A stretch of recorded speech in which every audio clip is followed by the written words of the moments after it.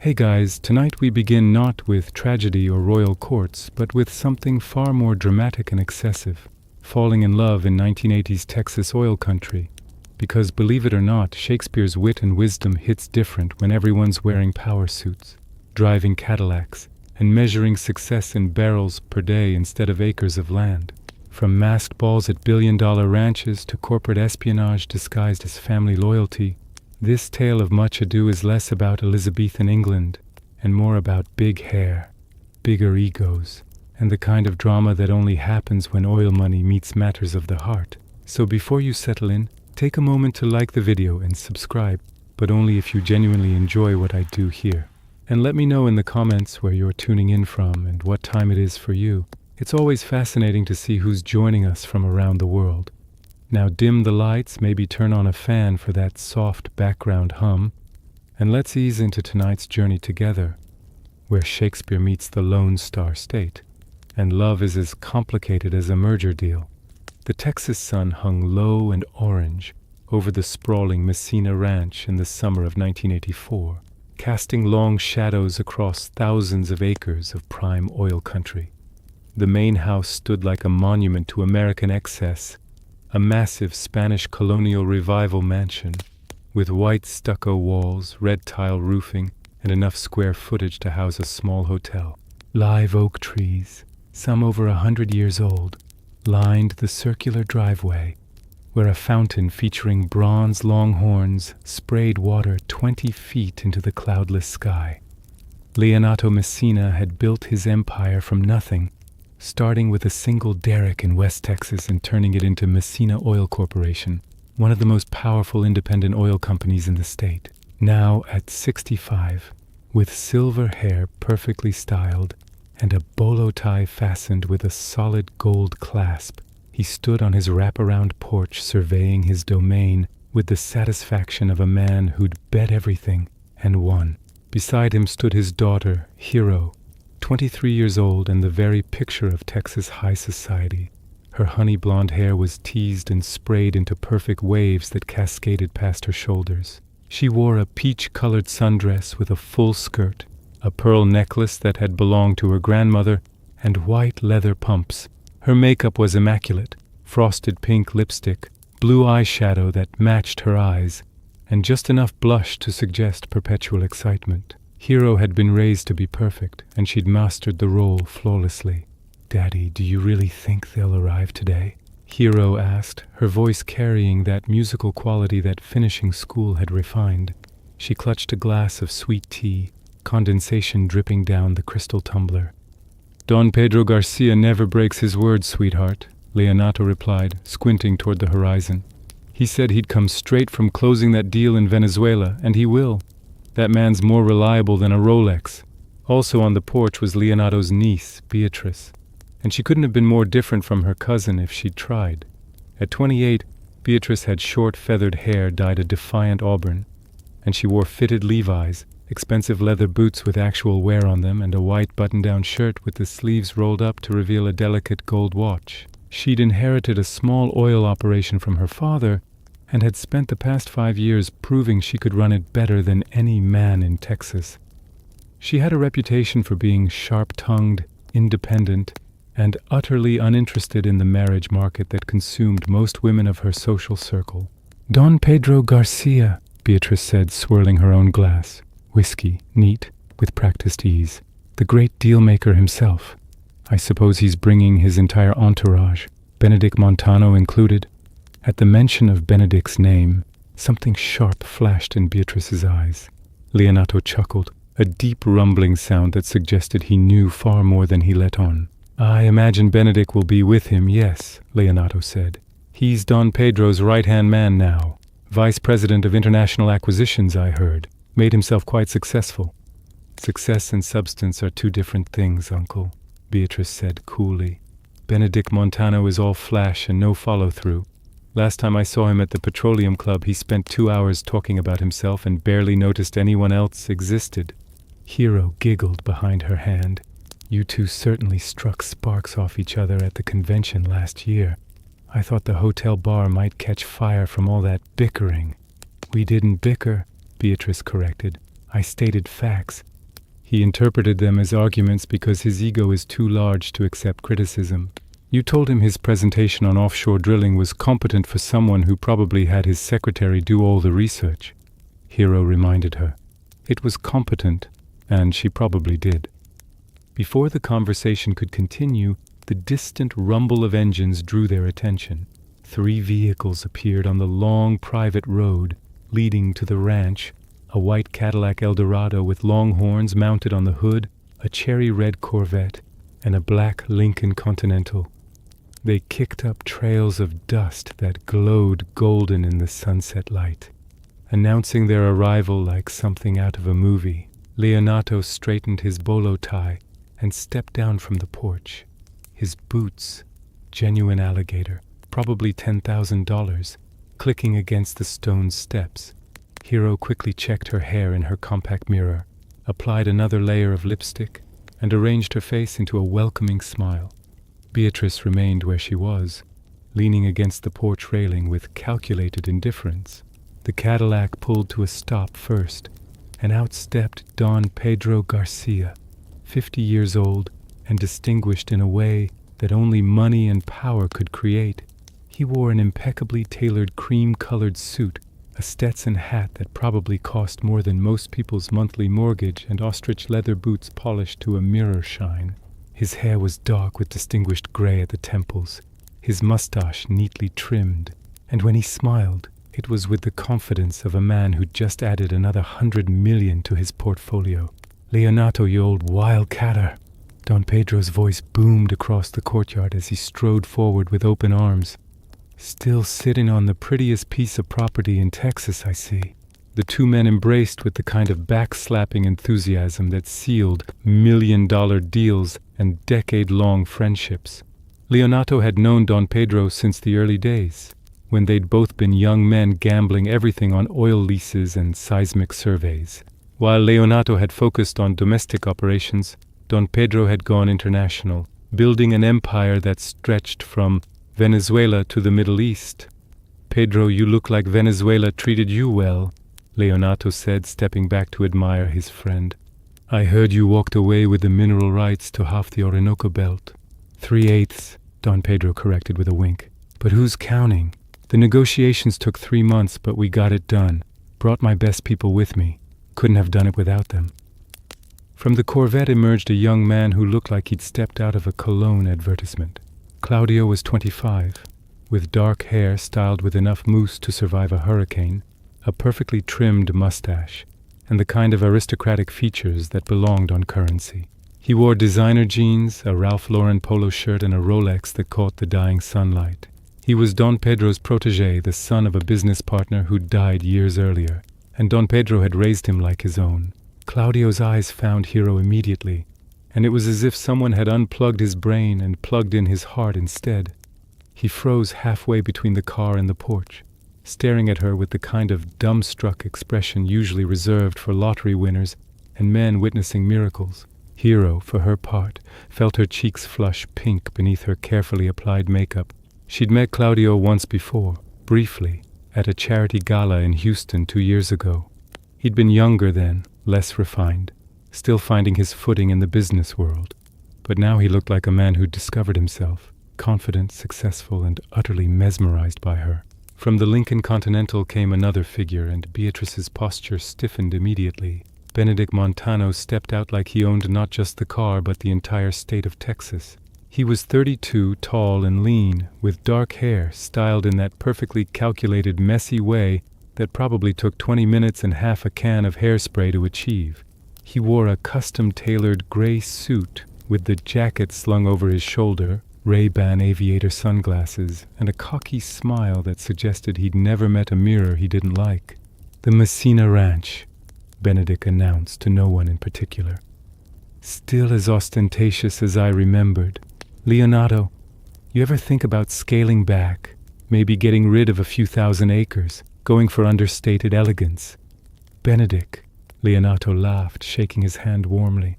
"Still confusing successful with ostentatious, I see." "I call it honest observation," Benedick replied. "It's a gift." "It's something," Beatrice called from the porch, her voice cutting through the warm evening air like a knife through butter. Though gift might be generous, Benedick's head swiveled toward her, and even behind the aviators, everyone could sense the sharpening of his attention. He removed the sunglasses slowly, folding them with deliberate care, and fixed Beatrice with a look that combined amusement and challenge. "Beatrice Messina," he said, his smile growing wider. "Still running that adorable little oil operation? What do you have now, 3 derricks? 4? 7, Beatrice corrected, descending the porch steps with the grace of a woman walking into battle. "And we're outperforming the industry average by 12%. How's the international acquisitions division? Still acquiring things internationally, I assume. Very innovative. We closed the Venezuela deal 3 months ahead of schedule and 20 million under budget," Benedick countered. "But I wouldn't expect you to understand the complexities of international negotiations. It requires a certain sophistication." "Sophistication," Beatrice repeated, letting the word hang in the air like cigar smoke. "Is that what we're calling it when men spend 3 months accomplishing what a competent team could finish in 6 weeks?" "She's got you there, Benedick," called another voice, this one darker, tinged with something that wasn't quite humor. From the back of the Lincoln emerged Don John Garcia, Don Pedro's half-brother and the black sheep of the family. Where Don Pedro radiated success and warmth, Don John seemed to absorb light and give back shadows. He was younger than Don Pedro by 10 years, dressed entirely in black despite the Texas heat. Black jeans, black boots, black silk shirt unbuttoned just enough to show a gold chain. His hair was slicked back, his expression perpetually set to suspicious, and he carried himself like a man who'd been excluded from something important and hadn't forgotten it. Don John had a small stake in the Garcia family business, but everyone knew he was there on sufferance. He'd made bad investments, worse friends, and had a reputation for stirring up trouble at board meetings. Don Pedro kept him close, partly out of family obligation and partly to keep an eye on him. "Don John," Leonato said, his welcome noticeably cooler. "Good to see you." "Is it?" Don John replied, accepting a brief handshake. "How refreshing. Honesty is so rare in our business." The atmosphere chilled slightly, but Don Pedro smoothly intervened, clapping his hands together with forced enthusiasm. "Well, Leonato, I believe you mentioned something about a barbecue. After 3 months of Venezuelan food, delicious as it was, I'm ready for some proper Texas beef." "Already on the grills," Leonato assured him, gesturing toward the back of the property where smoke was rising from industrial-sized barbecue pits. "We're talking brisket that's been smoking for 16 hours, ribs, sausage, all the fixings. We've got the whole county coming tonight to celebrate your return and that Venezuela deal." "And more importantly," Leonato continued, his eyes twinkling with mischief, "we're announcing the engagement party for the governor's daughter next month. We're hosting it right here. Every oil family from Houston to Midland will be here. It's going to be the social event of the season." Hero's eyes lit up at the mention. She loved parties, loved the planning, the decorations, the orchestration of details that transformed the ranch into something magical. Already her mind was spinning with possibilities. White tents strung with thousands of tiny lights, a live country band, maybe even Willie Nelson if they could book him. As the sun finally dipped below the horizon, the property transformed. Strings of lights flickered on automatically, crisscrossing the oak trees and outlining the pathways. The pool area glowed with underwater lighting that turned the water turquoise. In the distance, the barbecue pits glowed orange, tended by pitmasters who took their craft as seriously as any oilman took his drilling. Pickup trucks and luxury cars began arriving, Mercedes sedans parking next to Ford F-250s with lift kits, because in Texas oil country, wealth was measured not by what you drove, but by how much land you owned. Men in Stetsons and bolo ties mingled with women in big hair and bigger jewelry, the air filled with the smell of mesquite smoke, expensive perfume, and money. A country band set up on a raised platform near the pool, tuning their guitars and adjusting their 10-gallon hats. The lead singer wore a rhinestone-studded jacket that caught the light like a disco ball. His boots were genuine python skin, and his belt buckle was the size of a dinner plate. Inside the main house, caterers moved with military precision, setting up buffet tables laden with food. There was brisket sliced so tender it fell apart at the touch, ribs with sauce that had won state championships, jalapeno cornbread, coleslaw, potato salad, and beans cooked with bacon and brown sugar. A separate table held desserts, pecan pie, peach cobbler, and a chocolate cake that stood 3 layers tall. The bar was equally impressive, staffed by 2 bartenders in western shirts and bolo ties. They poured Lone Star beer, mixed whiskey sours, and kept champagne flowing for those who preferred bubbles to bourbon. Behind them, shelves displayed premium liquors, single malt scotches, aged tequilas, and bourbon that cost more per bottle than most people earned in a week. Claudio found himself gravitating toward Hero like a satellite caught in planetary orbit. She was showing him the house, pointing out features with genuine pride. The hand-carved wooden staircase imported from Mexico, the chandelier in the dining room that had once hung in a Houston hotel, the library with first-edition books that Leonato collected but probably never read. "Your father built all this?" Claudio asked, genuinely impressed. "From nothing?" "He started with 1 oil lease and a borrowed drilling rig," Hero said, her voice warm with admiration. "He worked 18-hour days for years. My mother used to say she was married to the oil fields first and him second." A shadow crossed her face. "She passed when I was 12. Breast cancer." "I'm sorry," Claudio said, and meant it. His own father had died in a helicopter crash inspecting offshore platforms. Tragedy, it seemed, was the price of ambition in their world. "Daddy poured himself into the business after that," Hero continued, "and into raising me. He gave me everything, the best schools, travel, opportunities. Sometimes I think he works so hard because he doesn't want to stop and feel too much." Claudio looked at her, really looked at her, and saw beyond the perfect hair and designer clothes to something genuine underneath. "You're very perceptive," he said softly. Hero blushed, a real blush that no makeup could fake. "My cousin Beatrice says I'm too trusting.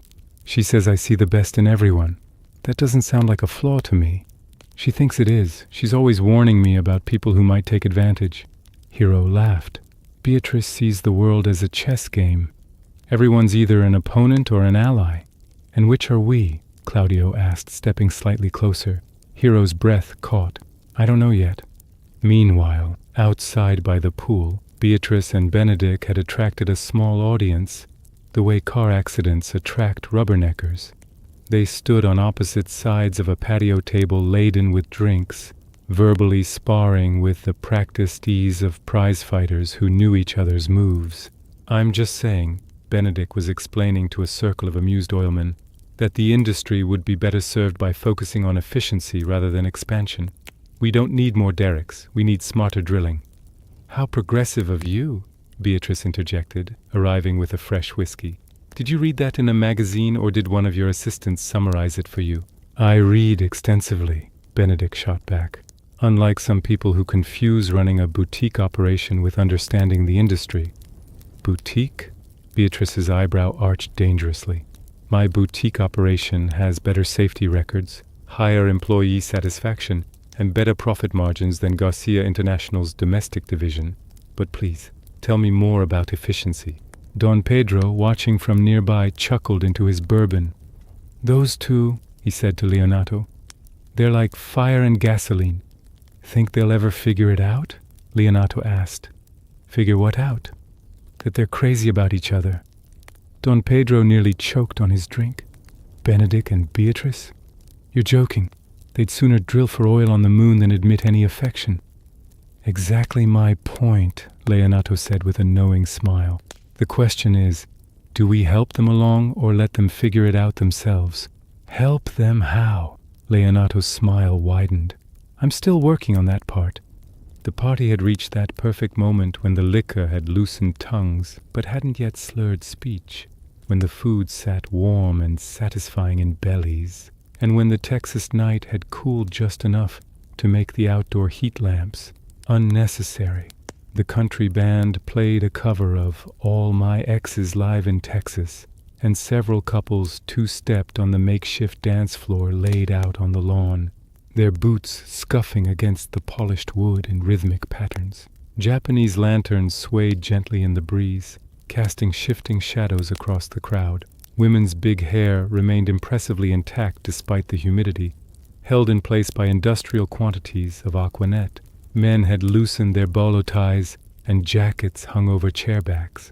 The sound of laughter mixed with the clink of crystal glasses and the low hum of business being discussed even at a social gathering, because in Texas oil country, business was never truly off the table. Claudio stood alone near the edge of the property, staring back at the main house where Hero had disappeared to help with something in the kitchen. He'd loosened his own collar, and his carefully styled hair had wilted slightly in the heat, making him look younger, more vulnerable. Don Pedro found him there, nursing a beer and looking like a man who'd just discovered religion. "Claudio," Don Pedro said, clapping a hand on the young man's shoulder. "You've been standing here for 10 minutes staring at the house like it might disappear. What's going through that head of yours?" Claudio turned, and in the glow of the lantern light his expression was almost painfully earnest. "Don Pedro, I need to ask you something, and I need you to be honest with me. Always. Hero Messina." Claudio said her name like it was sacred. "What do you know about her?" Don Pedro smiled, the knowing smile of a man who'd seen this particular fever before. "I know she's Leonato's only daughter.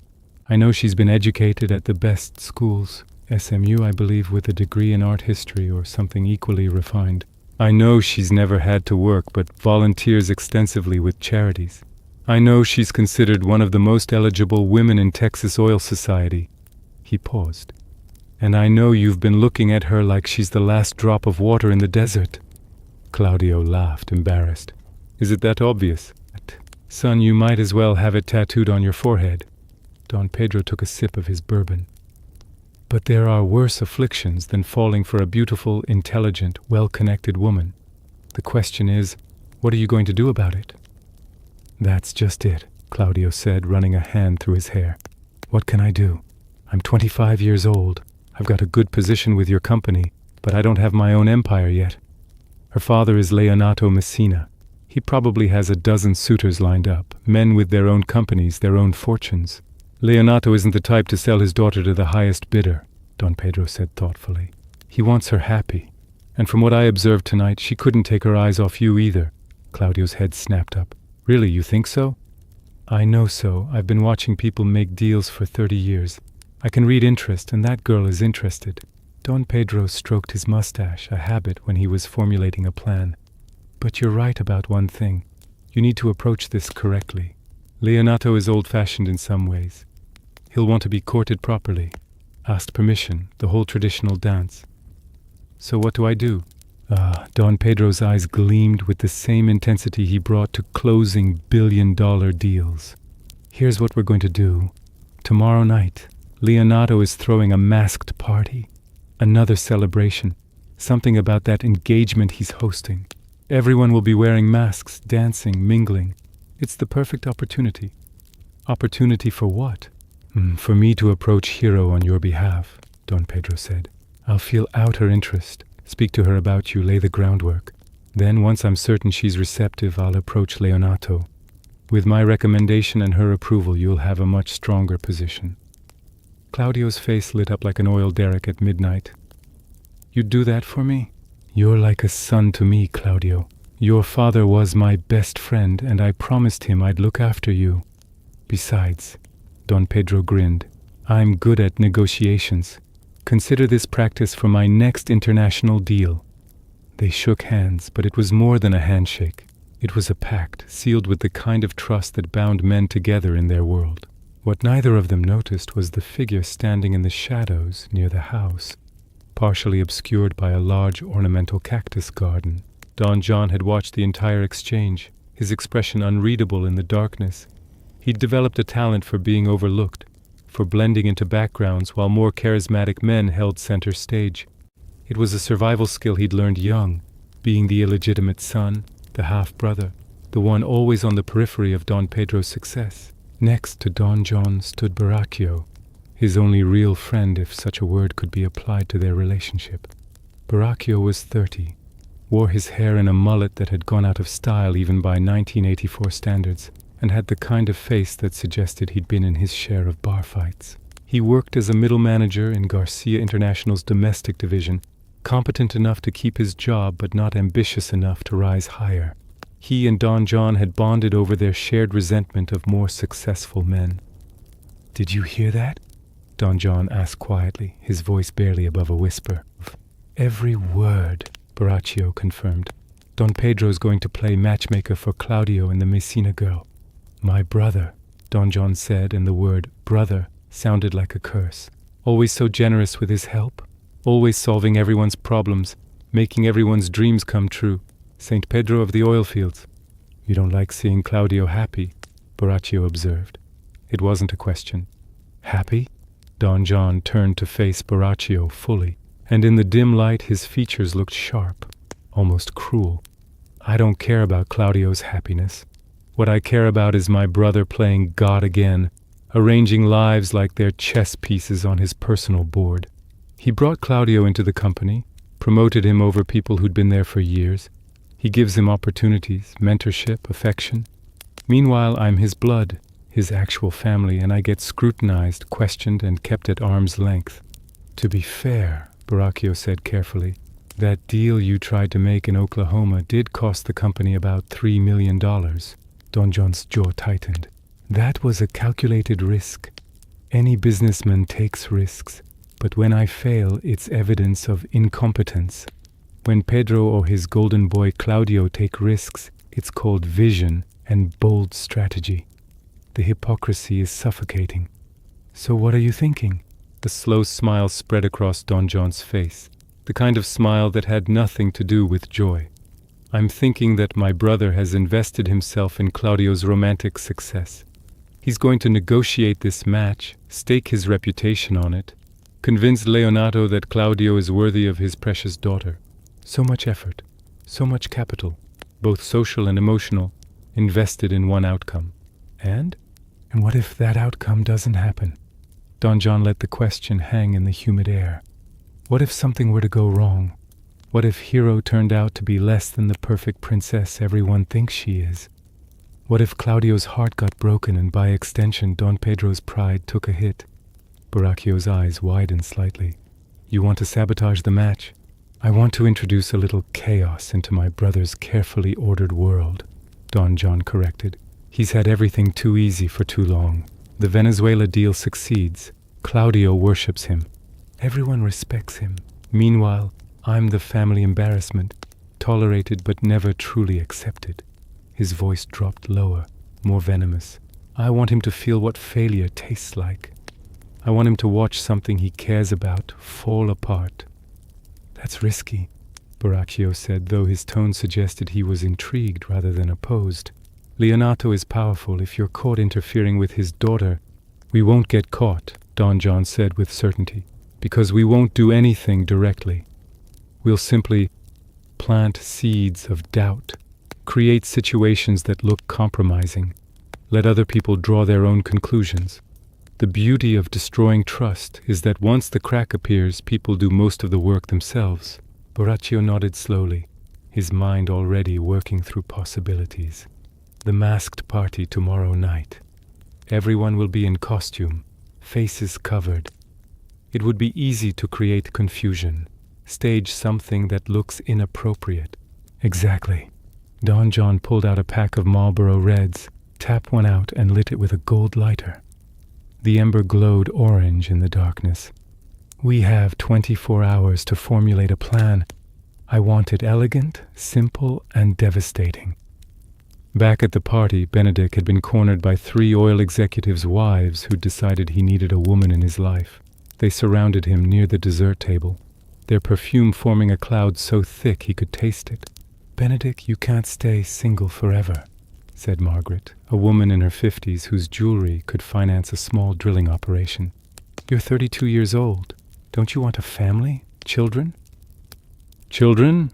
Benedick laughed, grabbing another slice of pecan pie as if it might protect him. "Why would I want to take a perfectly good life and complicate it with children? They're expensive, time-consuming, and from what I observe, they grow up to resent you anyway." What about companionship? Pressed Ursula, another wife whose hair was teased so high it added 6 inches to her height. Someone to share your life with? I have friends. I have colleagues. I have a very satisfying rotation of restaurants that know my order. Benedick took a deliberate bite of pie. Marriage is an outdated institution designed to transfer property and create alliances. We're in the 1980s, ladies. We have prenuptial agreements and tax attorneys. Romance is just chemistry and proximity. How cynical, came Beatrice's voice from behind him. She'd approached silently like a cat stalking prey. Though I suppose cynicism is easier than admitting you're afraid. Benedick turned, pie fork in hand, like a weapon. Afraid? Of what, exactly? Of commitment, of vulnerability, of letting someone see past that carefully constructed persona of the successful bachelor who needs no one. Beatrice selected a petit four from the dessert table, examined it critically, then set it back down, uneaten. You hide behind jokes and philosophy, but really you're terrified that if you let someone close, they might discover you're not as impressive as you pretend to be. The oil wives look between them like spectators at a tennis match. That's quite a psychological analysis from someone who's equally single, Benedick countered. Tell me, Beatrice, what's your excuse? Too busy running your boutique operation to notice that life is passing you by? I'm single by choice, Beatrice said coolly. I choose independence over settling for mediocrity. I choose building something meaningful over playing house with someone who'd expect me to abandon my ambitions. I choose freedom over the kind of marriage where I'd be expected to smile and look pretty while men make all the important decisions. So you admit it. You think all men would hold you back, Benedick said, leaning against the table. That's not feminism, Beatrice. That's prejudice with better packaging. I think most men are intimidated by successful women, Beatrice corrected. Present company particularly included. You talk a good game about respecting professional women, but the moment one challenges you, you get defensive and dismissive.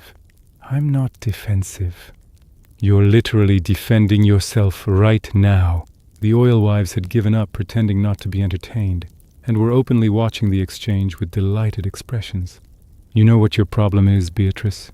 Benedick set down his pie plate with more force than necessary, the crystal ringing against the table. You've built this fortress around yourself and called it strength. You've confused being alone with being independent. There's a difference. And you know what your problem is, Benedick? Beatrice stepped closer, her voice dropping to something more dangerous than anger, something closer to pity. You've never had an original thought about women in your entire life. You repeat the same tired lines about bachelor freedom and independence, but really you're just scared that no woman would want the real you, so you never let anyone close enough to find out. For a moment something flickered across Benedick's face, something vulnerable, almost hurt, but it disappeared so quickly it might have been a trick of the lantern light. Ladies, Benedick said, turning to the oil wives with a forced smile, I believe I need another drink. This conversation has reminded me why I prefer the company of bourbon to people. He walked away, his shoulders a little too straight, his pace a little too quick. Margaret turned to Beatrice with a knowing smile. You two are exhausting to watch. I have no idea what you mean, Beatrice said, but her voice lacked its usual conviction. Dear, I've been married for 30 years. I know what tension looks like. Margaret patted Beatrice's arm. The question is, how long are you both going to pretend you don't feel it? Before Beatrice could formulate a response, and she prided herself on always having a response, Hero appeared at her elbow, practically vibrating with excitement.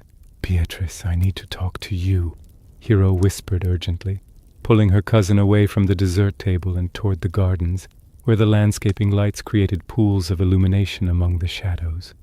What's wrong? Beatrice asked, immediately shifting into protective mode. Nothing's wrong, everything is... Hero pressed her hands to her cheeks, which were flushed pink. I think I'm in love. Beatrice's expression shifted to concern. Hero, you just met him tonight.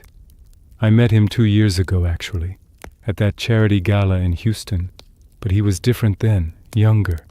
Tonight when I saw him, it was like... Hero struggled for words, like something clicked into place. like I'd been waiting for him without knowing I was waiting. "That's called hormones and good lighting," Beatrice said, but her tone was gentle. "Hero, sweetie, you need to be careful. These oil men, they're charming and successful, but they're also ambitious. Sometimes they see a connection to Leonato Messina more than they see you." "Claudio's not like that," Hero insisted. "We talked for hours tonight. Real conversation, not just small talk.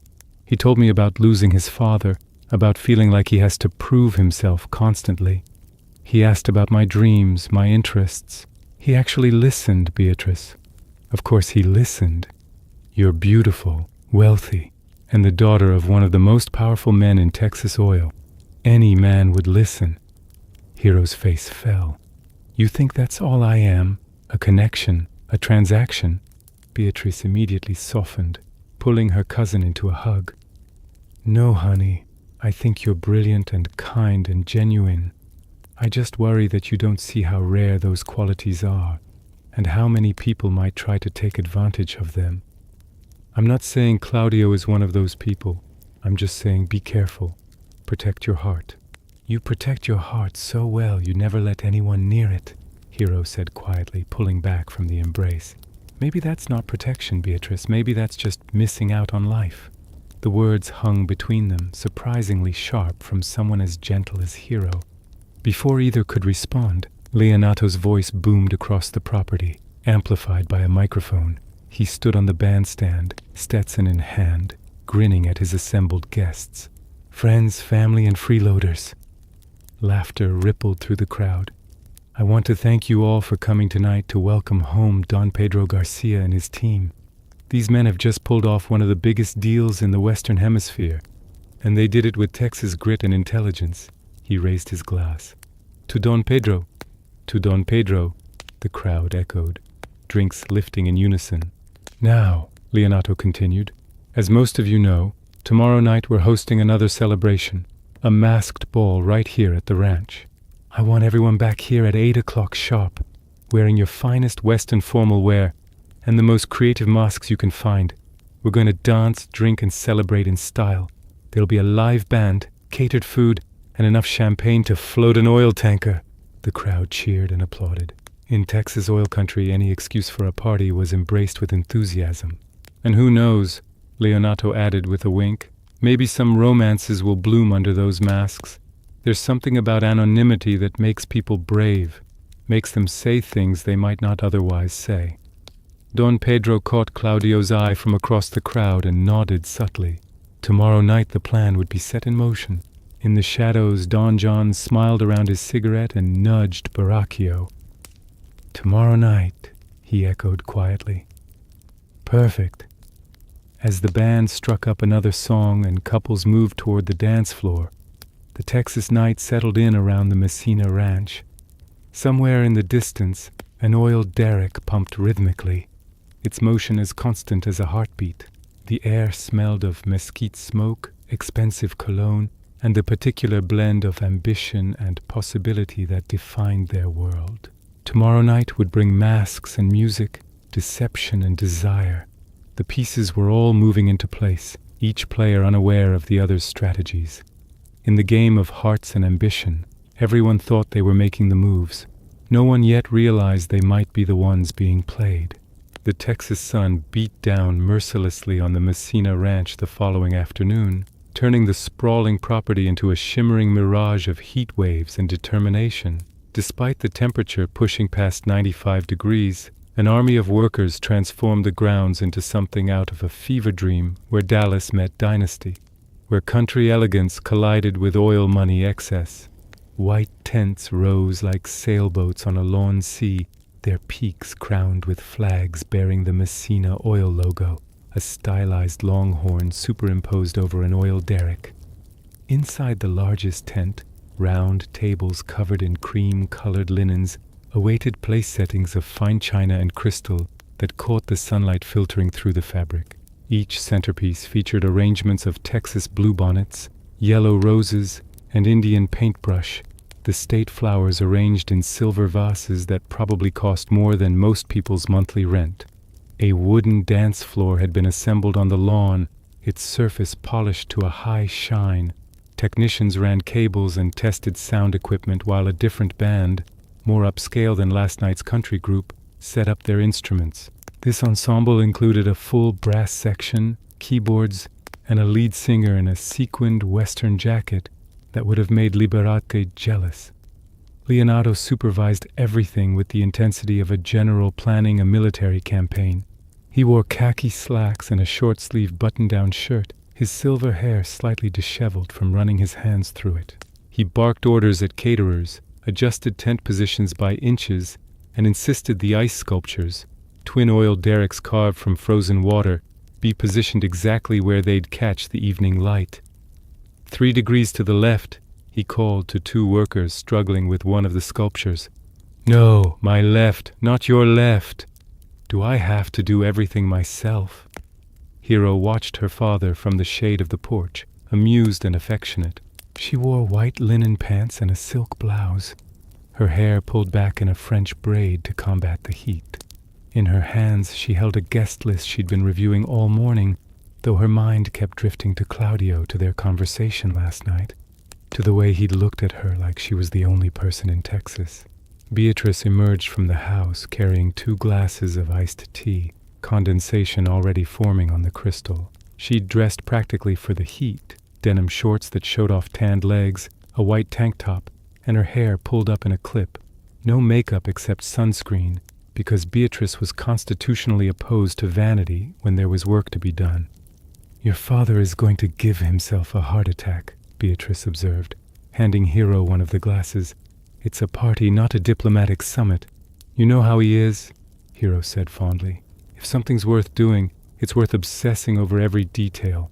Besides, everyone in Texas Oil will be here tonight. This isn't just a party, it's a statement.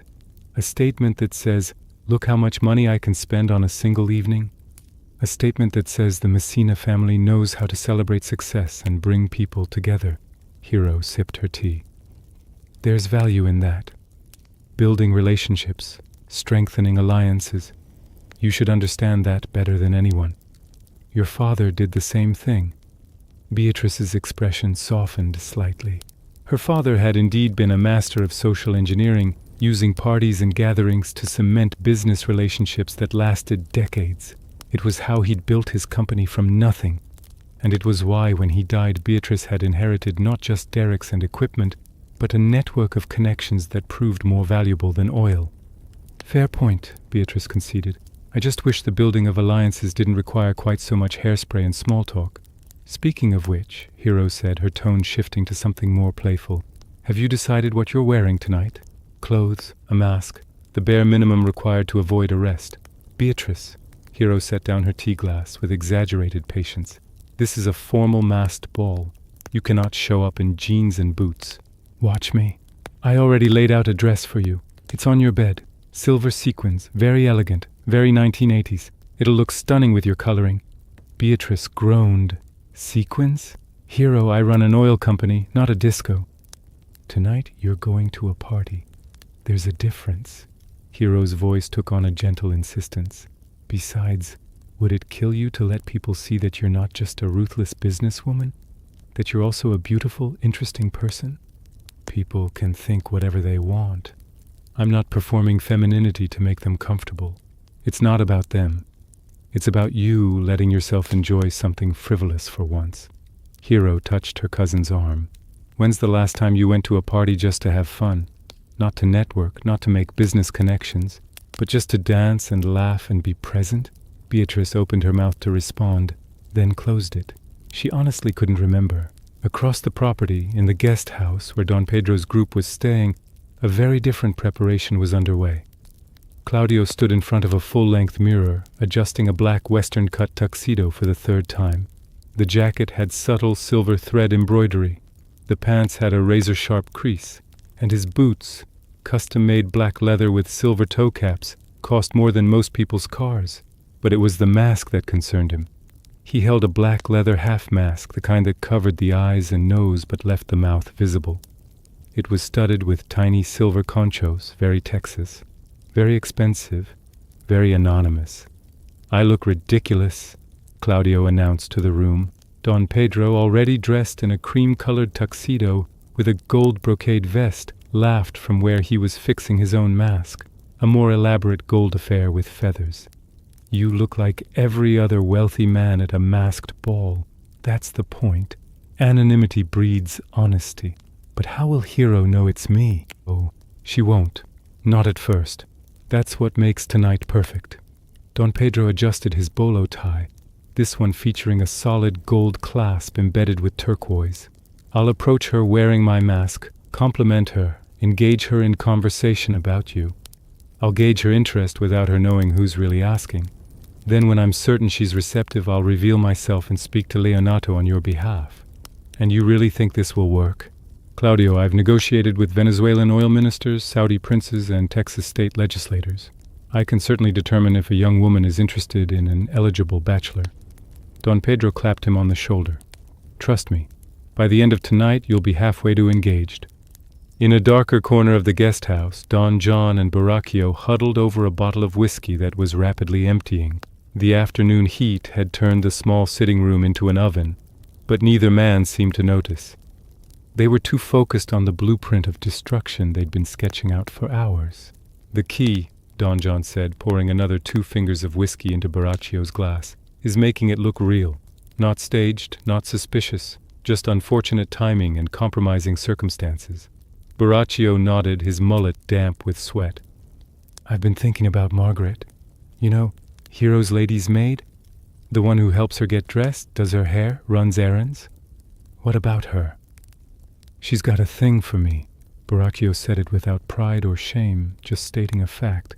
"We've been seeing each other when I'm in town. Nothing serious, just fun. But she trusts me." Don John's eyes narrowed with interest.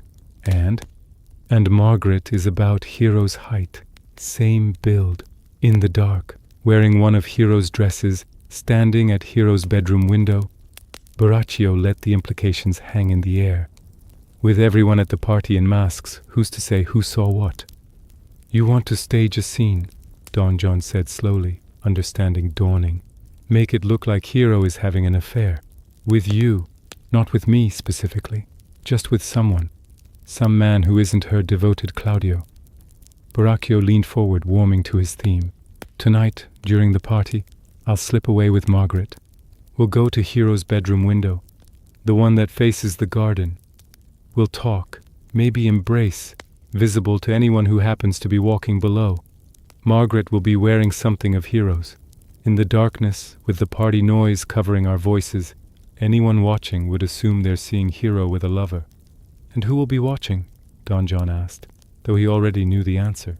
"You'll make sure Don Pedro and Claudio are in the garden at exactly the right time. Tell them you've heard disturbing rumors about Hero. Lead them to witness the affair with their own eyes." Buracchio drained his glass.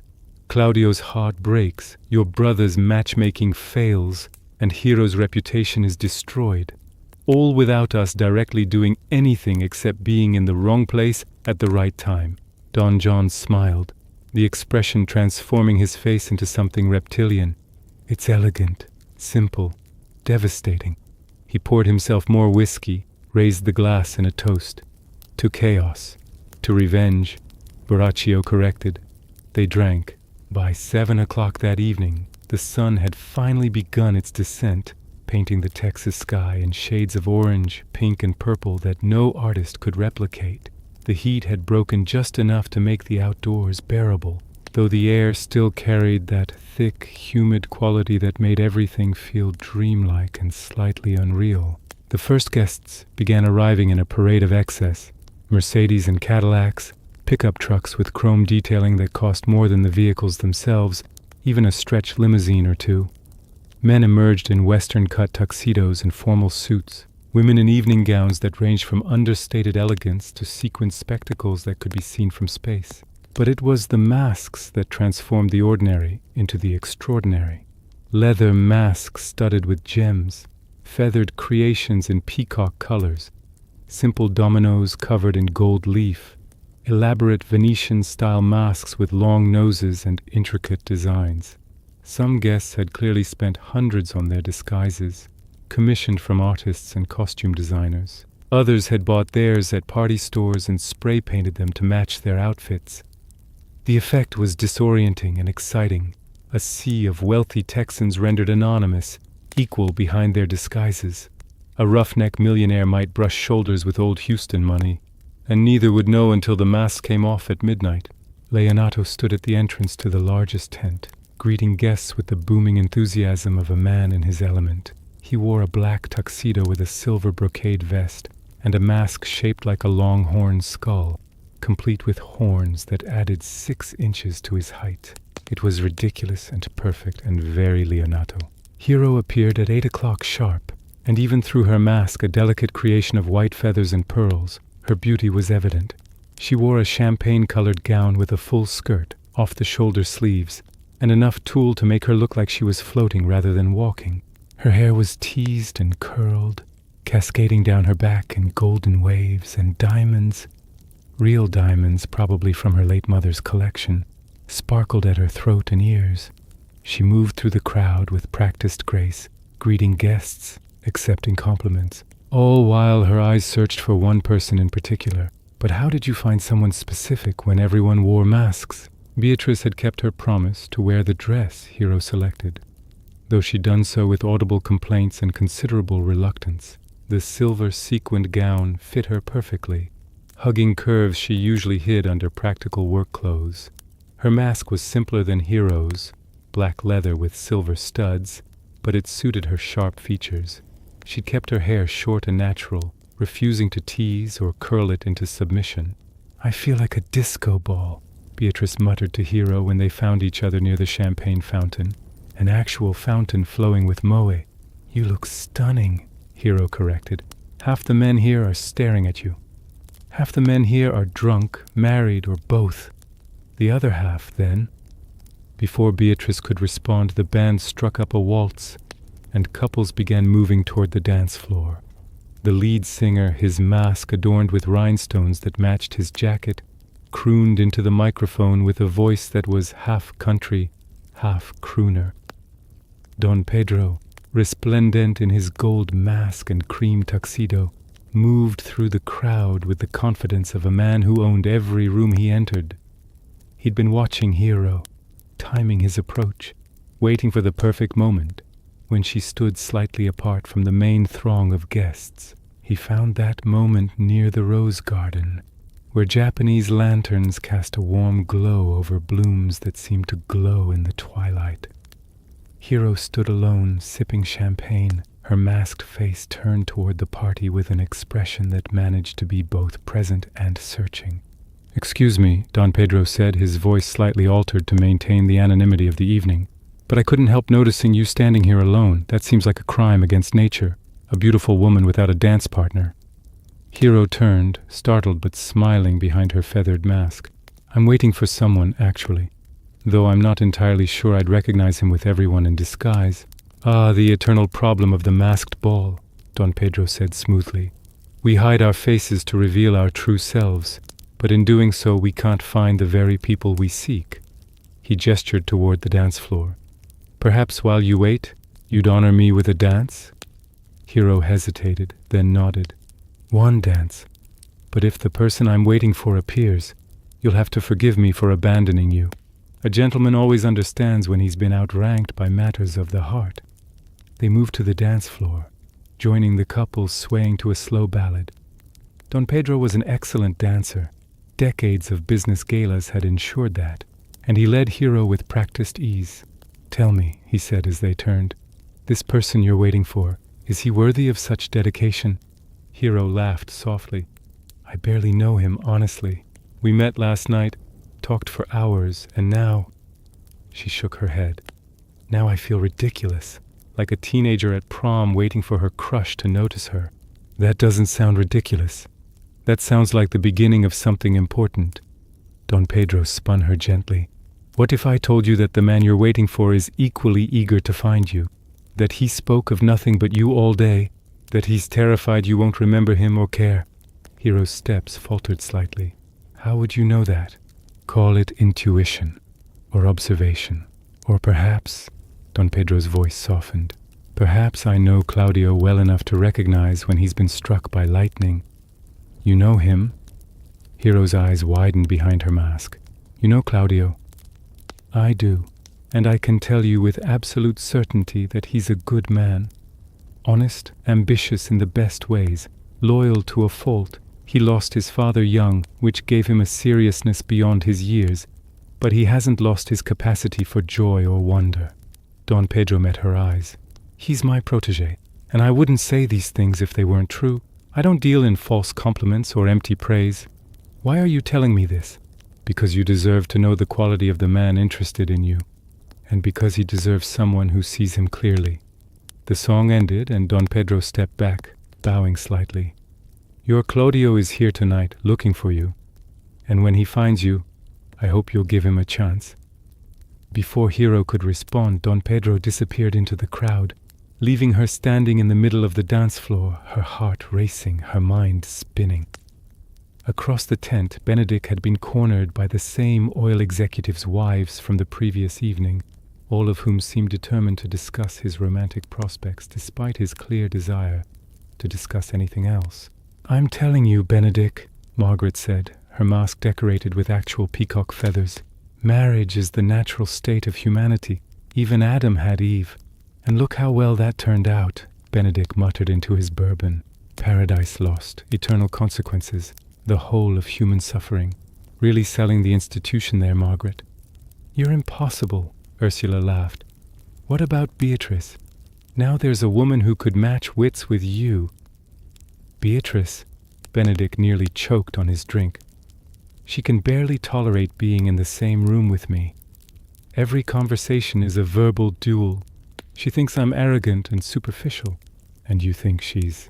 Benedick paused, his mask hiding whatever expression crossed his face. Sharp, intelligent, completely unwilling to suffer fools, which I respect even when I'm the fool in question. But that doesn't mean we're compatible. It means we're combustible. Sometimes those are the same thing, Margaret said knowingly. As if summoned by the conversation, Beatrice appeared, moving through the crowd with a glass of whiskey in hand, and an expression that suggested she'd rather be anywhere else. She wore her sequined dress with the awkwardness of someone uncomfortable with glamour, but the effect was striking. She looked like a woman who'd been forced into a costume and somehow made it more authentic than anyone who'd chosen it willingly. Benedick watched her approach, something tightening in his chest that he refused to name. Ladies, he said suddenly, excuse me. I see someone I need to speak with. He intercepted Beatrice near the edge of the dance floor, stepping into her path with deliberate casualness. Beatrice, Benedick. She looked him up and down, taking in the formal wear and mask. I almost didn't recognize you without your ego preceding you into the room, and I almost didn't recognize you in a dress. Did Hero threaten you, or have you finally admitted that femininity and feminism aren't mutually exclusive? I'm wearing this under protest and alcohol, Beatrice informed him. Don't mistake compliance for agreement. The band shifted into another waltz, something slower and more intimate. Around them, couples paired off, moving toward the dance floor in a tide of sequins and silk. Benedick extended his hand. Dance with me. Absolutely not. Why? Afraid people will talk? Afraid you'll step on my feet. I've seen you dance, Benedick. You move like an oil derrick, functional but not graceful. One dance, he pressed. Consider it research. Know thy enemy and all that. Beatrice looked at his outstretched hand, at his masked face, at the unexpected vulnerability in his posture. Against every instinct, against every wall she'd built, she placed her hand in his. One dance, and if you step on my feet, I'm billing you for new boots. The waltz wrapped around them like silk, and for once, neither Benedick nor Beatrice had a sharp word ready. They moved across the polished floor with surprising synchronicity, their bodies finding a rhythm that their minds had never allowed. The masks helped. Anonymity created permission to be vulnerable, to lower guards that were usually reinforced with concrete and steel. You're a better dancer than I expected, Beatrice admitted quietly. And you're lighter on your feet than your heavy opinions would suggest, Benedick replied. But there was no edge to it, just observation, almost gentle. Is this what it takes? Beatrice asked. Masks and alcohol and a party where we can pretend to be other people? Pretend to be who? People who don't have to fight all the time. People who can just be. Benedick was quiet for a moment, his hand firm at her waist, leading her through a turn. Maybe we're not pretending. Maybe this is who we are when we stop trying so hard to prove something. Beatrice looked up at him, really looked, and for the first time saw past the arrogance to something more complicated underneath. Before she could respond, the song ended and the spell broke. They stepped apart quickly, awkwardly, as if the floor had suddenly become electrified. "Thank you for the dance," Benedick said formally. "You're welcome," Beatrice replied, equally stiff. Then softer, "It wasn't terrible." High praise from Beatrice Messina. She smiled despite herself, then disappeared back into the crowd, leaving Benedick standing alone on the dance floor, wondering what had just happened and why his chest felt tight. Across the property, Don Pedro had found Claudio pacing near the fountain, his mask askew, his formal wear looking slightly rumpled from nervous energy. "Well?" Claudio demanded the moment Don Pedro appeared. "Did you talk to her? What did she say?" "I danced with her.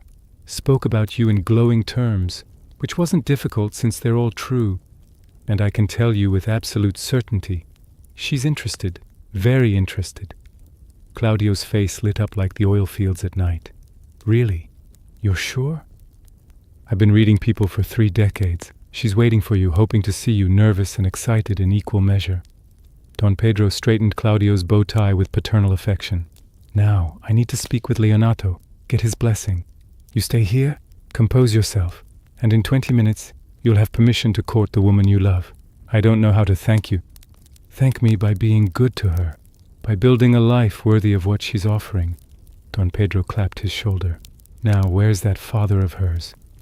He found Leonato holding court near the barbecue pit, surrounded by oil executives discussing quarterly projections and drilling rights, because even at a party, business was never far from conversation.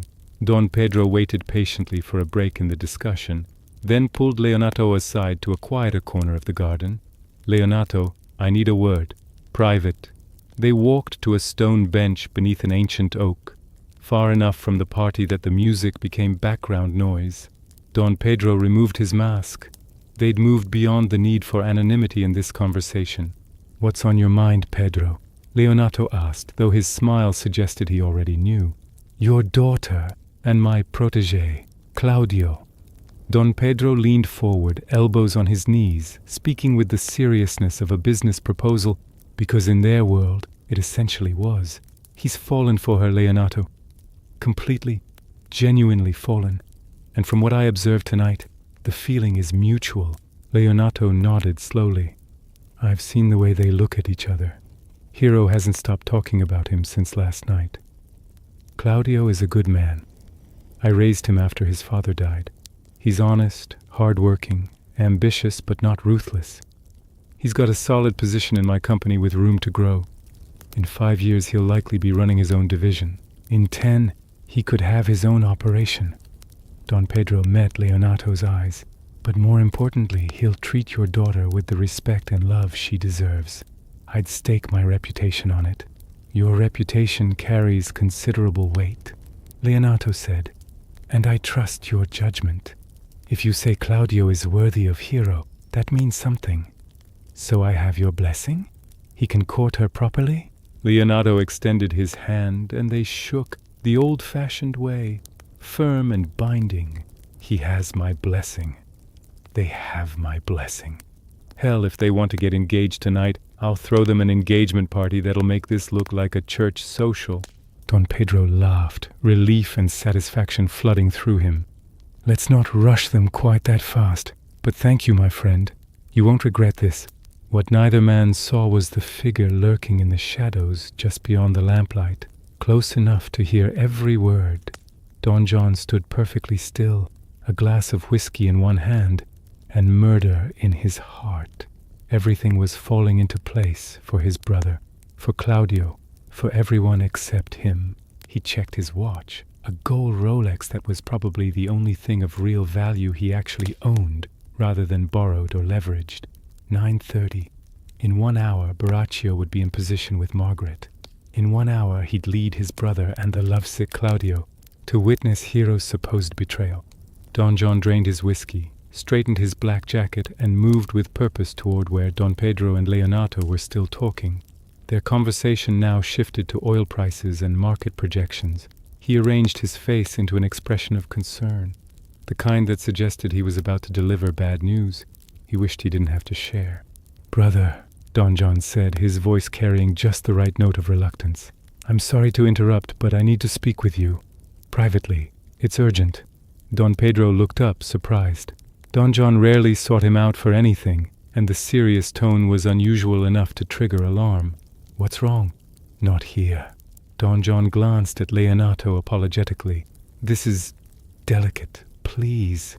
They moved away from the party, deeper into the garden where the landscaping lights created more shadows than illumination. Claudio, seeing them leave, followed instinctively, drawn by the same gravity that made him follow Don Pedro everywhere. Once they were sufficiently isolated, Don John turned to face them both, his expression grave. "I don't know how to say this, so I'll just say it plainly. I've heard rumors about Hero Messina, disturbing rumors." Claudio stiffened immediately. "What kind of rumors?" "The kind that suggest she's not as innocent as she appears. That she's been involved with someone, secretly." Don John let the words hang heavy in the humid air. "I didn't want to believe it. I thought it was just jealous gossip, the kind of thing people say about beautiful women. But then tonight, I overheard a conversation. One of the ranch hands talking to a friend about seeing her with a man, at her bedroom window, late at night." "That's impossible," Claudio said immediately, but his voice wavered. "Hero wouldn't—" "I'm sure there's an explanation," Don Pedro said, though his tone was less certain than his words. "These things get exaggerated. An innocent interaction seen from the wrong angle." "I thought the same thing," Don John interrupted, "which is why I investigated further, and I'm afraid what I discovered is worse than rumors."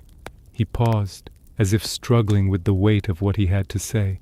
"If you want proof, come with me tonight. After the party winds down, around 11, I'll show you what I've seen. Then you can judge for yourselves." "You're saying you can prove Hero is unfaithful?" Don Pedro's voice had gone cold, the warmth replaced with the calculating tone he used in hostile negotiations. "I'm saying I can show you what I've witnessed. What you do with that information is your decision."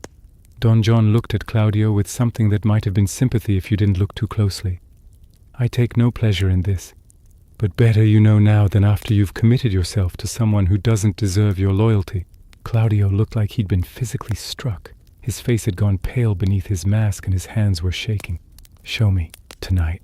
I need to see this with my own eyes." "Claudio, perhaps we should think about this," Don Pedro began, but even he sounded uncertain now.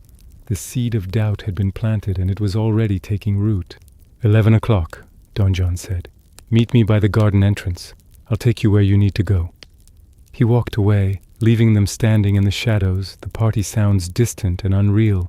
Don Pedro and Claudio stood in silence for a long moment. Finally Claudio spoke, his voice hollow. "It can't be true. Can it?" "I don't know," Don Pedro admitted, "but we'll find out. And if it is true, if she's been deceiving you, then she's not the woman either of us thought she was." Back at the party, Hero floated through the crowd in a state of euphoria, unaware of the storm gathering around her. She danced with several men, hoping each time it might be Claudio behind the mask, disappointed each time it wasn't. But the disappointment couldn't touch her underlying joy. Don Pedro's words had confirmed what she'd barely dared to hope. Claudio cared for her. Really cared. She found Beatrice near the champagne fountain, watching the party with the detached amusement of someone observing a fascinating social experiment. "Beatrice, have you seen Claudio?" Hero asked, slightly breathless from dancing and excitement. "I don't even know what Claudio looks like with a mask on," Beatrice pointed out. "He could be anyone here." "I'll know him when I see him," Hero said with confidence. "There's something about the way he moves, the way he carries himself. That's either romantic intuition or too much champagne," Beatrice said, but her tone was fond rather than mocking. "You really like him, don't you?" I think I might love him, Hero said quietly. Is that insane? To love someone you barely know? Beatrice was quiet for a moment, her eyes finding Benedick across the crowd without meaning to. He was talking to some oil executives, gesturing with his drink, probably telling some story that made him look good. But she remembered the way he'd held her during the dance, the gentleness beneath the arrogance. No, Beatrice said finally. I don't think it's insane. I think it's terrifying and irrational and completely human. She squeezed Hero's hand. Just be careful, okay? Protect yourself even while you're opening your heart. Always so cautious, Hero said, but she squeezed back. What about you? I saw you dancing with Benedick. You looked almost happy. I looked tolerant, Beatrice corrected. There's a difference, if you say so. The party continued around them, music and laughter and the clink of crystal on crystal. Somewhere in the darkness, Don John smiled and checked his watch again. 30 minutes until everything fell apart. By 10:45, the party had reached that languid stage where the dancing had slowed, the drinking had increased, and couples had started disappearing into shadowy corners of the garden.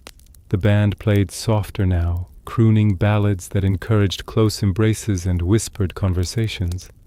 Some guests had removed their masks, the midnight reveal time abandoned in favor of comfort and recognition. Borachio had slipped away from the party 20 minutes earlier, finding Margaret in the servants' quarters where she'd been helping clean up discarded champagne glasses and forgotten masks. She was pretty in that girl-next-door way, 24 years old, with brown hair teased into curls, wearing a simple pink dress that marked her as staff rather than guest. There you are, Borachio said, his most charming smile in place. I've been looking for you all night. Margaret's face lit up the way it always did when he paid attention to her. I've been working. Some of us have jobs to do during these parties. Take a break. Come upstairs with me. I want to show you something. He held out his hand, and after a moment's hesitation, she took it. He led her through the main house, up the grand staircase with its carved wooden railings, down the hallway lined with oil paintings of Texas landscapes. Hero's bedroom was at the end, a massive suite with a 4-poster bed, walls painted peach, and French doors that opened onto a small balcony overlooking the garden. We shouldn't be in here, Margaret whispered, but she didn't resist when Borachio pulled her inside. Miss Hero is at the party and won't be up here for hours, Borachio assured her. He moved to the closet, selected one of Hero's dresses, a peach silk robe that Hero wore while getting ready. Here, try this on. I want to see how you look in something fancy. Margaret giggled, flattered and slightly drunk from the champagne she'd snuck during her breaks. You're terrible. This is Miss Hero's. Just for a minute, indulge me. Borachio's voice dropped lower, more intimate. You're just as beautiful as any of those society women. More beautiful because you're real. Margaret blushed and slipped the robe over her dress. It fit reasonably well. She and Hero were similar in build and height. Borachio led her to the French doors, opened them to the night air. Come out here. Look at the party from above. See how small they all look, how insignificant. They stepped onto the balcony, the music drifting up from below, the lights creating a fairy tale scene. Borachio positioned Margaret at the railing, stood close behind her, his arms around her waist. From below, in the darkness, they would be nothing more than silhouettes. A man and a woman in intimate embrace framed by Hero's bedroom window. At precisely 11 o'clock, Don John intercepted Don Pedro and Claudio near the garden entrance. Both men had removed their masks, their faces grim with anticipation and dread. This way, Don John said quietly, leading them along a stone path that curved through the rose garden toward the main house. I want you to see this with your own eyes, then you can make your own judgments. They walked in silence, their dress shoes crunching on gravel. Above them the Texas stars were brilliant and cold, indifferent to human drama. They stopped in a spot where the garden lights didn't quite reach, leaving them in shadows, but with a clear view of the house. There, Don John said, pointing upward. Hero's bedroom, 2nd floor, east wing. Don Pedro and Claudio looked up, and their hearts simultaneously stopped. 2 figures stood on the balcony, clearly visible against the lit interior of the room.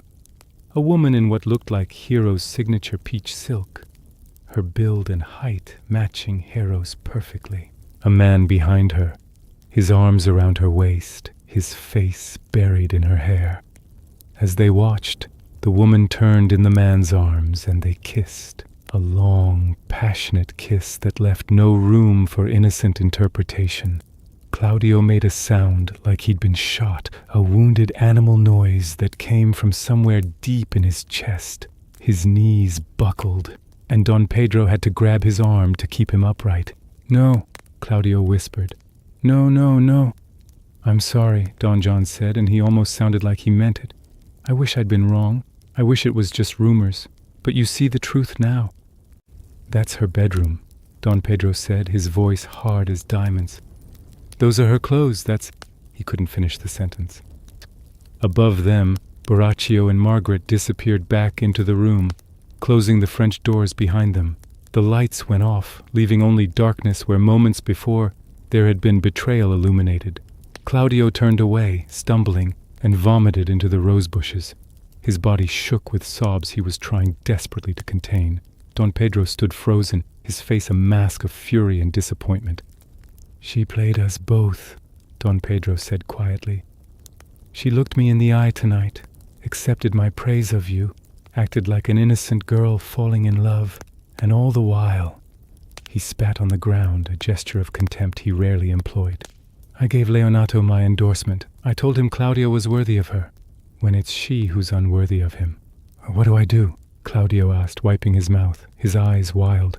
"The engagement. Your conversation with Leonato. Everyone will expect—" "We'll handle this tomorrow," Don Pedro said, his voice taking on the cold calculation of a man planning strategic revenge. "Tomorrow is the party Leonato is hosting for the governor's daughter. Everyone in Texas Oil will be there. Hero will be there, expecting celebration and approval." "I can't face her," Claudio said desperately. "You will face her," Don Pedro said. "And you will tell the truth.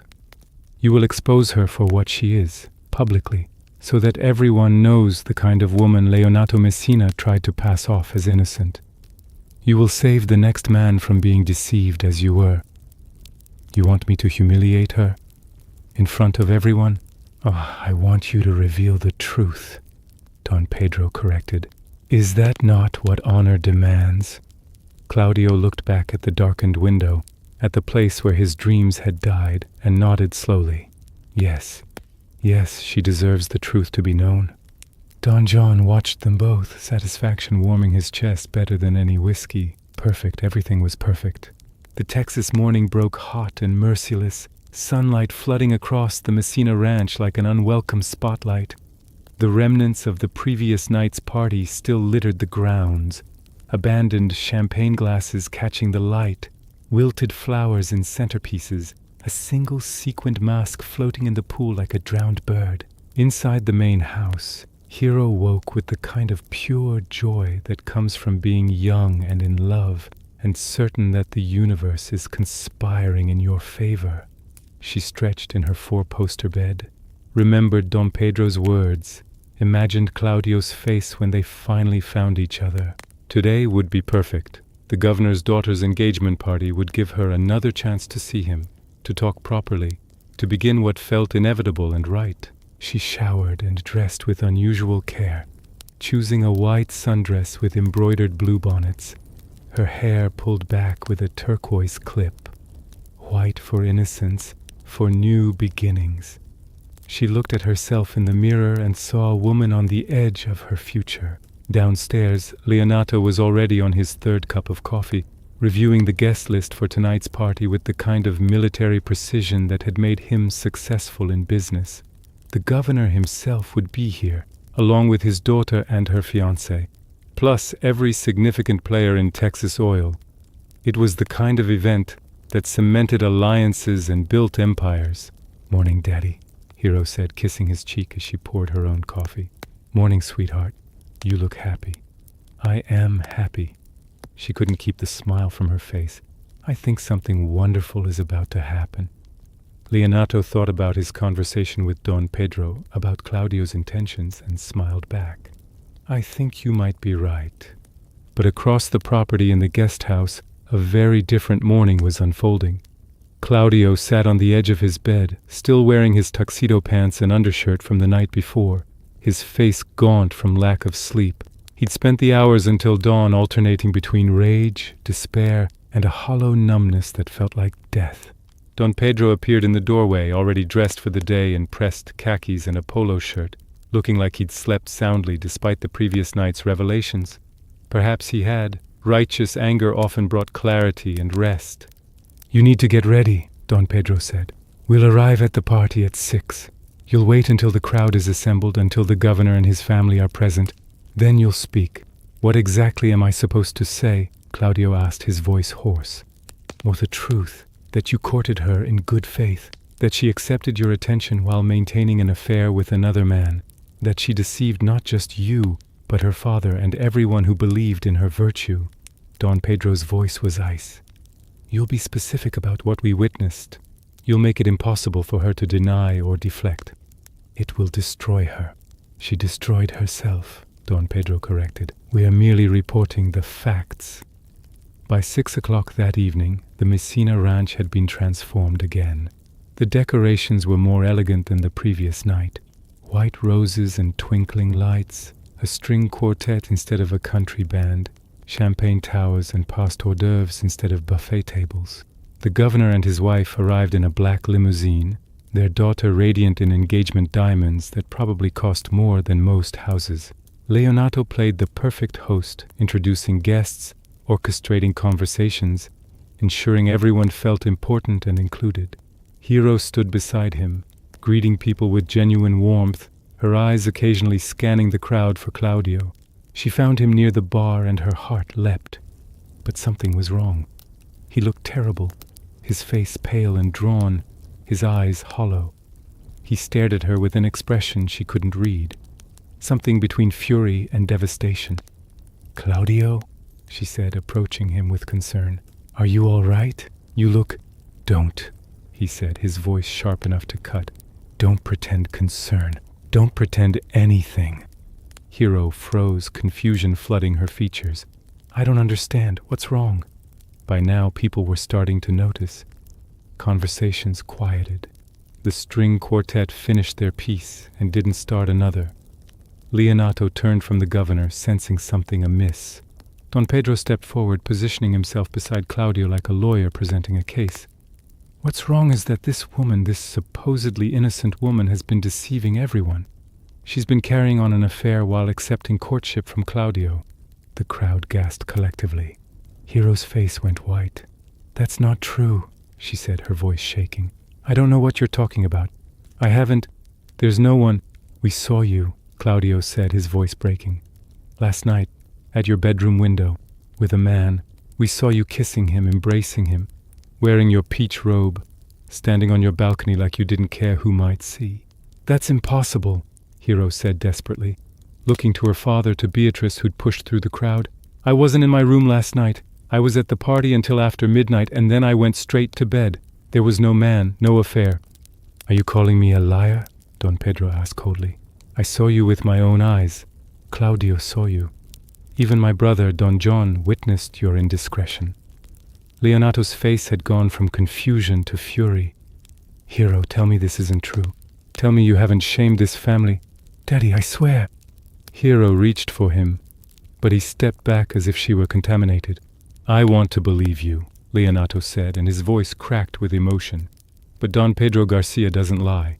He has no reason to lie.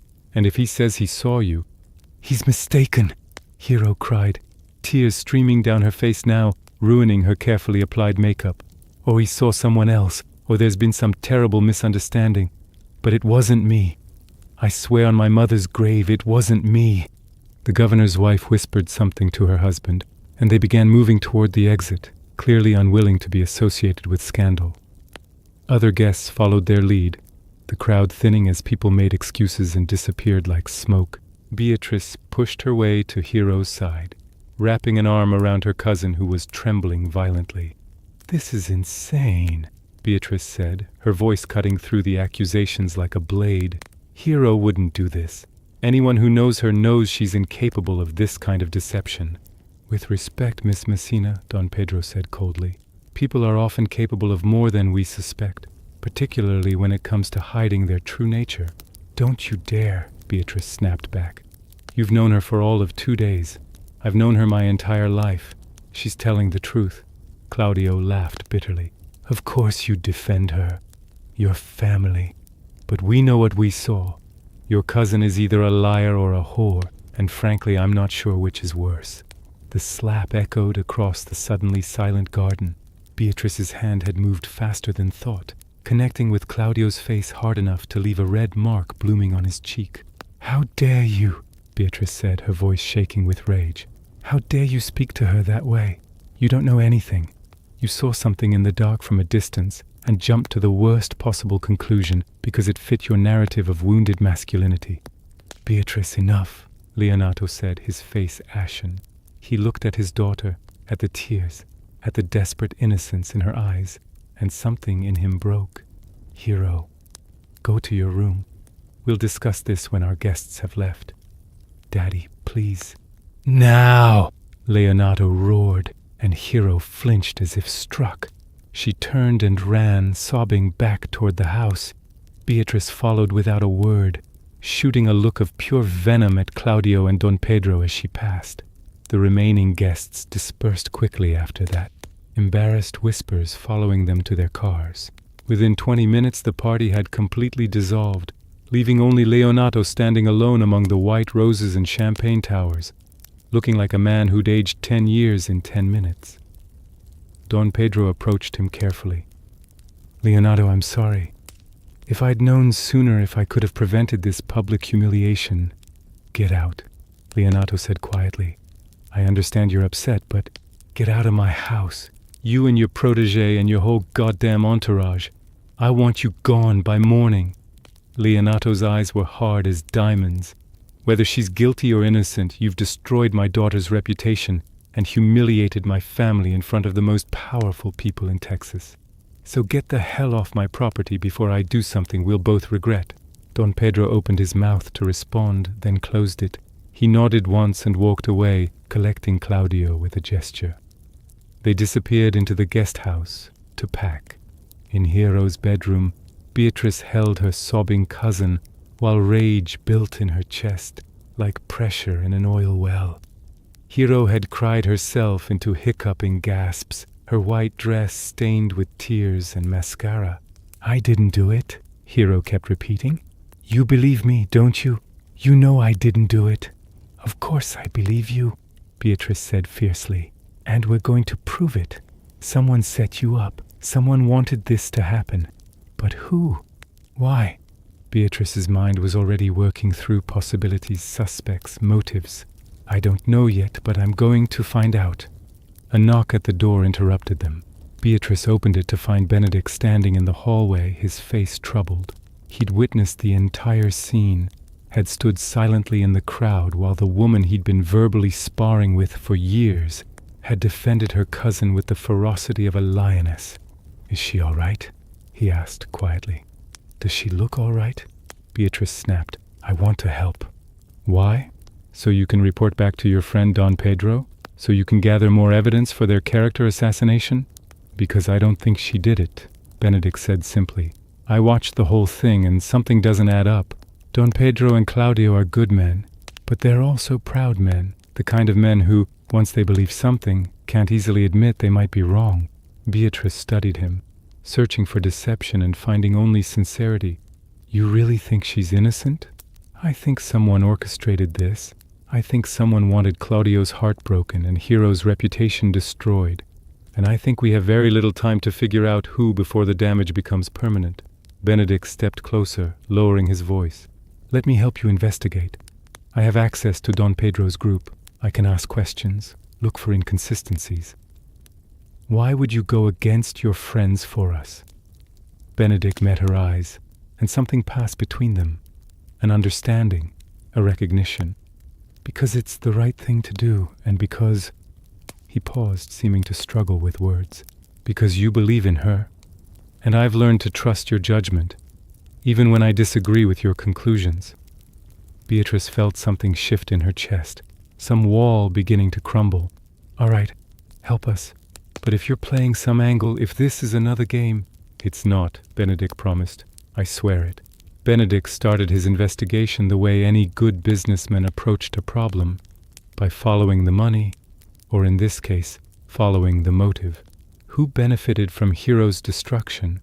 Who gained from Claudio's heartbreak? The answer, once he looked for it, was obvious. He found Don John in the guest house, packing his belongings with the casual satisfaction of a man who'd accomplished something significant. Buracchio was with him, both men sharing a bottle of expensive scotch despite the early evening hour. "Celebrating something?" Benedick asked from the doorway. Don John looked up, his expression neutral. "Just preparing to leave. Your friend Leonato made it clear we're not welcome." "Funny thing," Benedick said, stepping into the room and closing the door behind him. "I've been thinking about last night, about the timing, about how convenient it was that you knew exactly when and where to take Don Pedro and Claudio to witness Hero's supposed betrayal." "Convenient?" Don John raised an eyebrow. "I'd call it unfortunate, but reality often is." "Reality," Benedick repeated. He turned to Buracchio, studying the man's face. "You've been awfully quiet through all this. Nothing to add?" Buracchio shifted uncomfortably, his eyes darting to Don John. "I don't know what you want me to say." "I want you to tell me the truth." Benedick's voice hardened. "Because I think you were involved in setting this up. I think you and Don John staged that scene at the window, and I think you're both about to face consequences you didn't anticipate." Don John stood, his casual demeanor evaporating. "That's quite an accusation. Do you have proof?" "Not yet, but I will." Benedick met his eyes. "And when I do, you'll answer for it. To Leonato, to Hero, and to the authorities if necessary. Conspiracy to defame someone, to destroy their reputation. That's actionable, even in Texas." "You're bluffing," Don John said, but uncertainty flickered across his face. "Am I?" Benedick turned to leave, then paused at the door. "Here's what I know about you, Don John. You've spent your whole life in your brother's shadow, resentful and angry. You've made bad decisions and blamed everyone else. And now you've tried to destroy an innocent woman because you couldn't stand watching your brother succeed at something else." He shook his head. "You're pathetic, and you're going to pay for this." He left before Don John could respond, heading straight for the main house where Beatrice was waiting. What Benedick didn't see was Buracchio's face crumbling, guilt and fear warring for dominance. He'd thought this would be a victimless prank, a way to embarrass some rich people who had everything while he had nothing, but seeing Hero's face, hearing her sobs, watching her father's devastation, it had become real in a way he hadn't anticipated. "I can't do this," Buracchio said quietly. "I can't let her take the blame for something she didn't do." "You're weak," Don John spat. "I should have known you'd lose your nerve. Call it whatever you want, but I'm telling the truth tonight, before this gets worse." Buracchio stood unsteady but determined. "You can join me or not, but I'm done." By 8 o'clock that evening, Leonato's study had become an impromptu courtroom. Leonato sat behind his massive oak desk, his face haggard. Hero sat in a chair by the window, Beatrice standing protectively beside her. Benedick had brought Buracchio, who looked like he might vomit at any moment. Don Pedro and Claudio had been summoned, arriving with expressions of confusion and annoyance. "This better be important," Don Pedro said. "We were preparing to leave." "It is," Benedick said. "Buracchio has something to tell you, all of you." Buracchio swallowed hard, then began speaking. The words came slowly at first, then faster, like a dam breaking. He told them everything. Don John's plan, Margaret's innocent involvement, the staged scene at the window. He described how they'd chosen the timing, how they'd positioned themselves to be visible from the garden, how the whole thing had been designed to look like Hero's betrayal. "Margaret was wearing Hero's robe," Buracchio said, his voice cracking. "She thought it was just a romantic game. She had no idea we were being watched, no idea what it would be used for. It wasn't Hero at that window. It was Margaret. And I'm the man who was with her." The silence that followed was absolute and crushing. Claudio made a sound like all the air had been knocked from his lungs. He stared at Buracchio, then at Hero, then at his own hands. as if they belonged to a stranger. No, no, that's not. We saw her, we saw. You saw what you expected to see, Benedick said quietly. You saw two figures in the dark and assumed the worst because Don John had poisoned your mind with suspicion first. Don Pedro's face had gone grey. This is true? All of it? Every word, Borachio confirmed. And I'm sorry. God, I'm so sorry. But it's the truth. Claudio turned to Hero, who sat frozen, tears streaming silently down her face. Hero, He took a step toward her, hands outstretched. I'm sorry, I'm so sorry. I should have trusted you. I should have asked, should have believed in you. Get away from her, Beatrice said, her voice deadly quiet. You don't get to apologize and make this all right. You destroyed her in front of everyone. You called her a liar and worse. You took the word of a man you'd known for days over the evidence of her character. So no, your sorry means nothing. Leonato stood, walked around his desk, and pulled Hero into his arms. My daughter. My beautiful, innocent daughter. What have I done? What have I said to you? He was crying now. This powerful man who ruled an oil empire reduced to a father who'd failed his child when she needed him most. It's okay, Daddy, Hero whispered, clinging to him. It's okay. It's not okay, Leonato said, but we'll make it right. All of it. We'll make it right. Don Pedro looked at Claudio, at the devastation on the young man's face, and felt something crack inside himself.